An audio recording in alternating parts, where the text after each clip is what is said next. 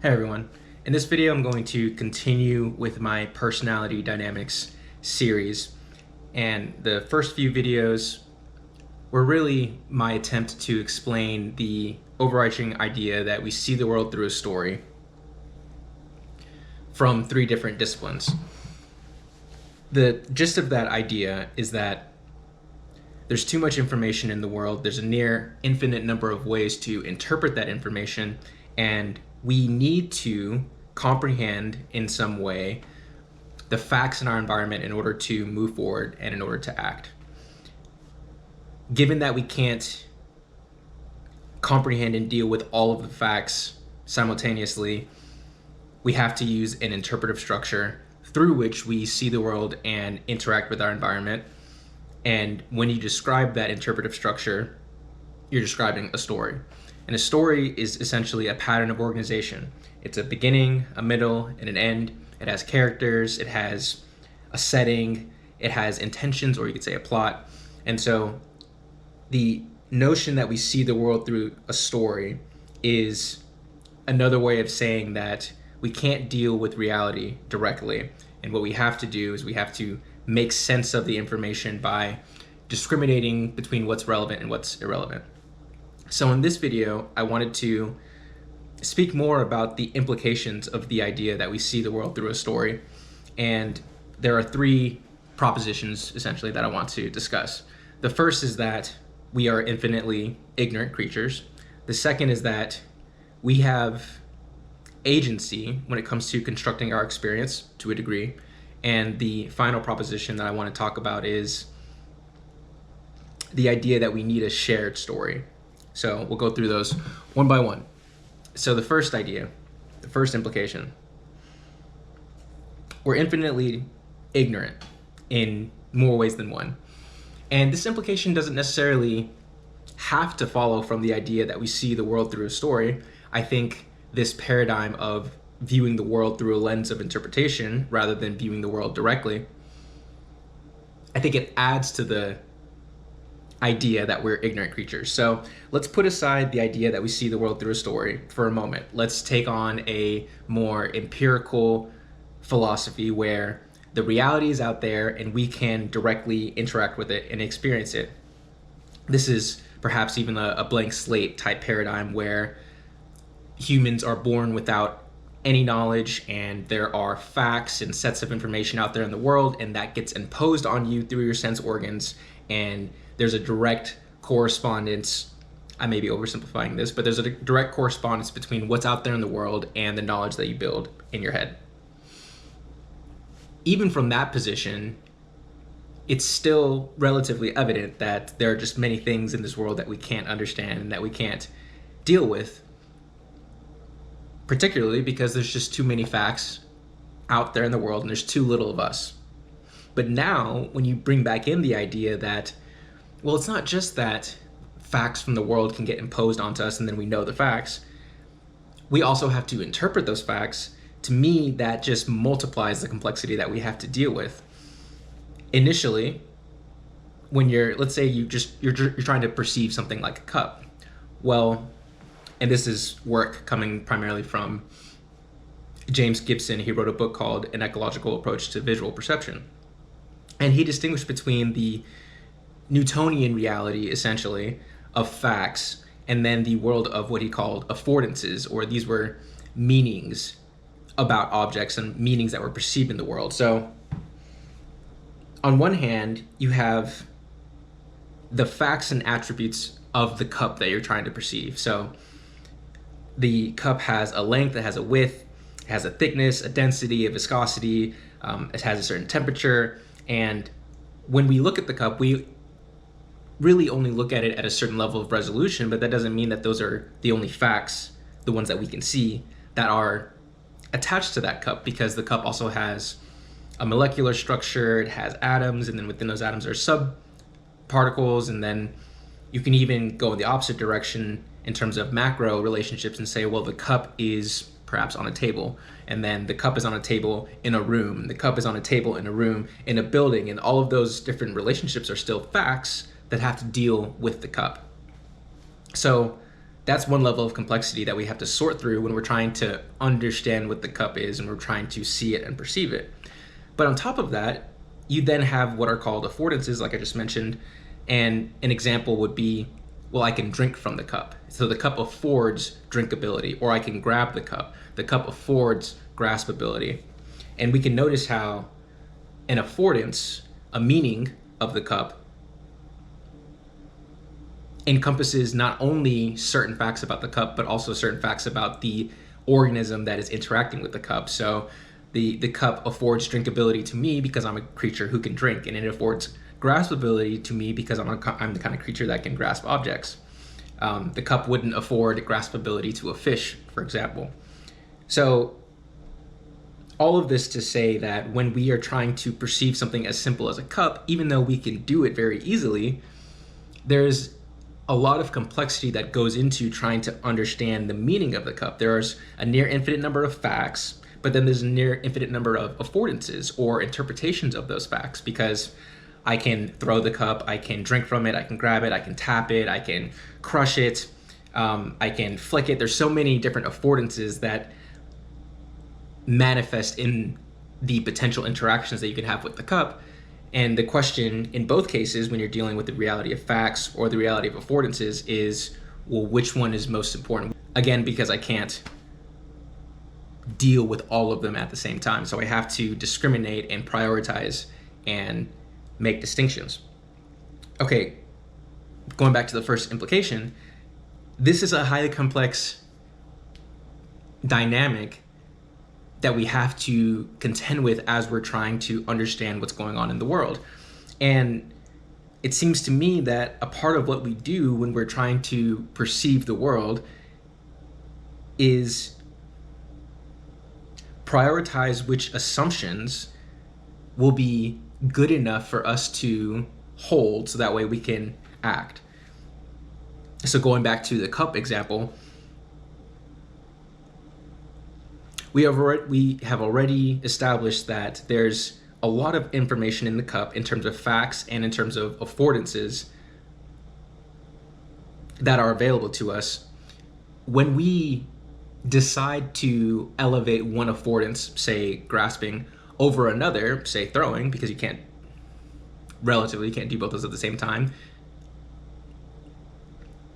I'm acting as if this cup is not something to throw, because I can't throw it and hold on to it at the same time.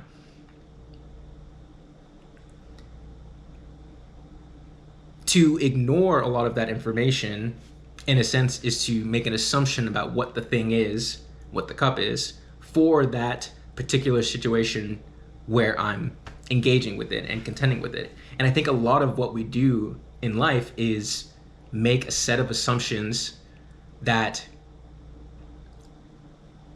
as long as we can accomplish our goals and maintain those assumptions and they prove themselves to be true, then those are the good enough truths that we adhere to in the world. But there's still always that gap between reality and us, particularly if you maintain this paradigm that we see the world through a story. We aren't dealing with all of the information that is potentially latent in reality. We are dealing with a filtered version that we care about for our purposes, and that means that we can be wrong many times. And it also means we're dealing with other people. They will have their story and you'll have your story, and you might look at the same set of facts or the same object and derive different meanings from that experience. And it is an open question oftentimes about who is right, which is why we have to engage in dialogue and discuss things. I just had there's a story that ties into this. My wife and I live in an apartment complex, and there were asbestos structures around the apartment complex where workers were, I'm assuming, trying to take care of asbestos. And no one notified us of this, and one of those structures was right outside of our apartment.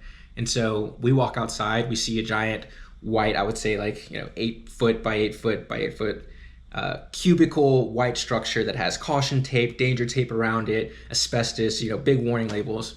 And my wife gets irritated at this because she's like, why didn't anyone tell us that this was happening? And now she's also a physician, and so she knows about all the dangers, and or she's relatively aware of these things when it comes to asbestos and cancer and the like.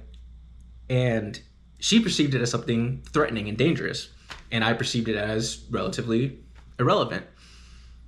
So we had different frames, we had different stories through which we saw this same structure. And so we had to talk about it, and we had to say, okay, do we need to call the apartment complex? Like, why didn't anyone tell us about this? Is there a mistake? Is there something we need to know?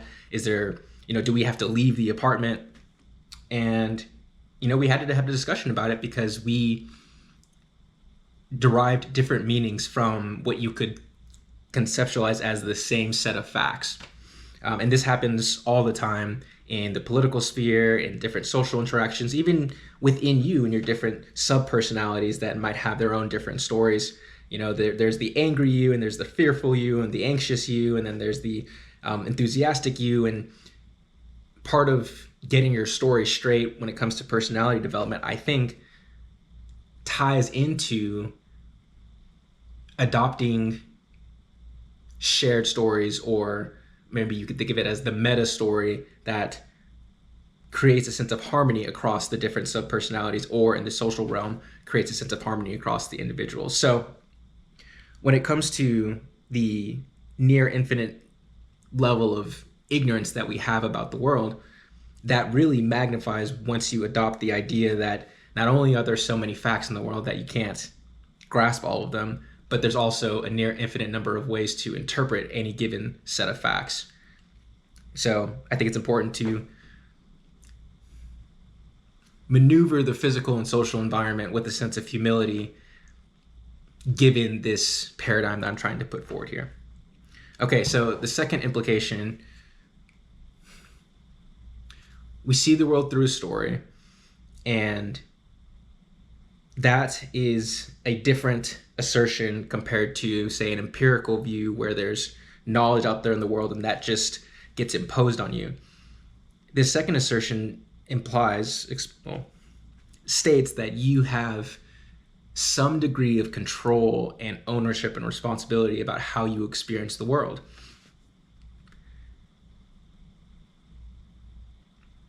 This view holds that your experience of reality is not something that just comes from the outside and moves inward towards you, but you also bring something to the table. You bring your desires, you bring your goals, your aims, your values, all of that, which in large part is your story. It's your interpretive structure. It's your lens through which you see the world. And that's both pessimistic and optimistic, because in times where you are experiencing deep suffering, that could mean that you are playing an active role in creating the distress and the frustration and the anxiety that you are experiencing.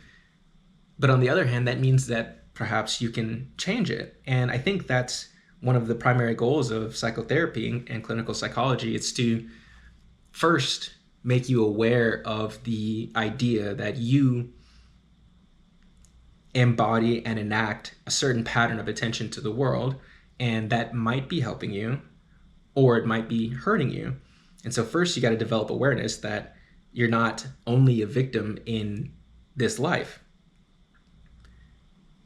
After you develop that awareness and you say that maybe you can change your mindset, you can change your attitude, change your perception, these are all the same, these are all similar ways of just saying the same thing. Then you can ask yourself, well, what would be the optimal way to look at the world? What would be the ideal pattern of attention that would enable me to reduce this distress and suffering that I'm encountering, and perhaps even reduce the suffering for other people and for those around you?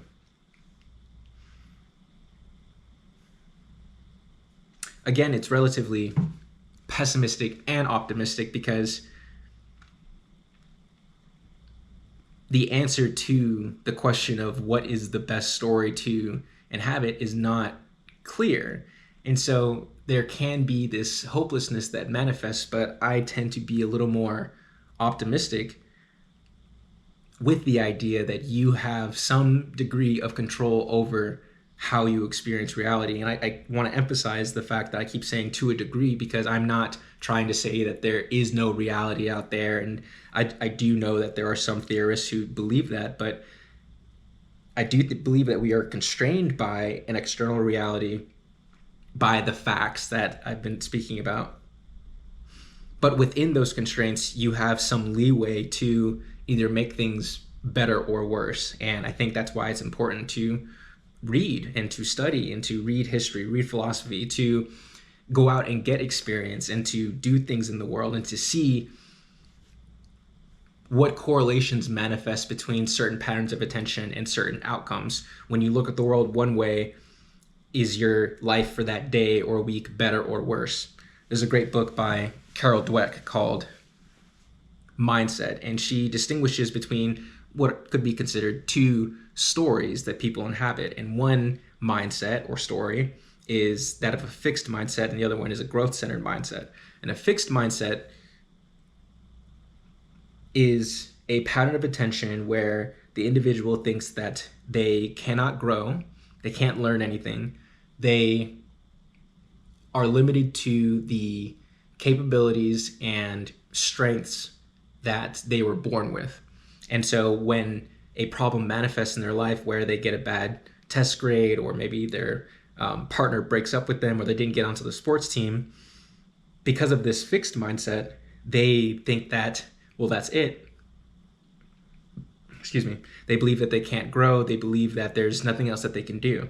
And that's different from a growth-centered mindset, where this individual who might encounter those same set of facts, a girlfriend or boyfriend that breaks up with them, a failed test, they'll take those facts, but then interpret them as lessons to learn from, and they will then likely work to overcome those weaknesses and inadequacies that led to those facts, so that way in the future maybe they will pass the test, or maybe they will be able to get onto that sports team. And so it's just for me, it's very interesting to think about how many people think that the facts are just the facts, and that they don't have control over how they experience those sets of facts. But as you start to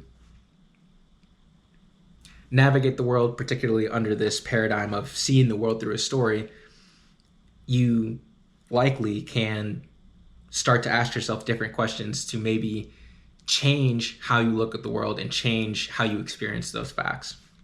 So the final implication that I want to talk about is just the idea that we require a shared story.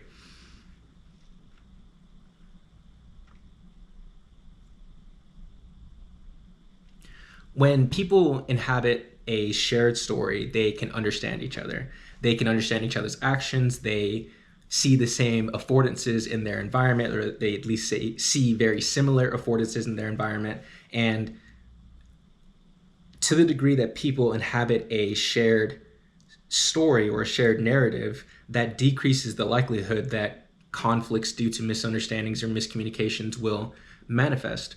And I think this is particularly true when it comes to intimate relationships, where so many things have to be discussed in great detail, often when it comes to who does the chores around the house, when it comes to the finances, how we're going to potentially raise kids, how do we want to involve ourselves politically, perhaps.